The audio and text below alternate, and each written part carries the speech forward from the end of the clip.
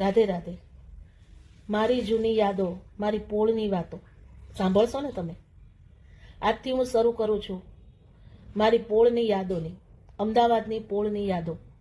ઘણા એવા લોકો હશે જેણે પોળની જિંદગી જીવી હશે અને હજી પણ એને યાદ હશે.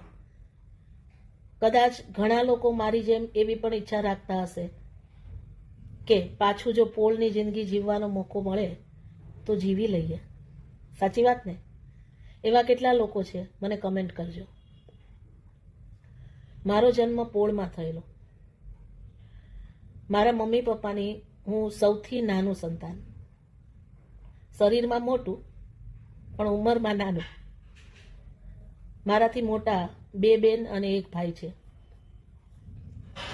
વાત કરીએ તો પોળની જિંદગી અને અત્યારે રહેતા આપણે સોસાયટી અને ફ્લેટની જિંદગી સાવ તદ્દન અલગ છે. જે પોળમાં રહેલા હશે ને એને ખબર હશે.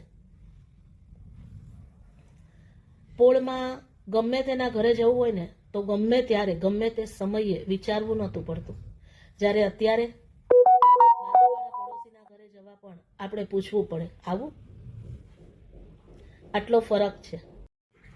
આજે બસ આટલી જ વાતો. કાલે ફરી મળીશું.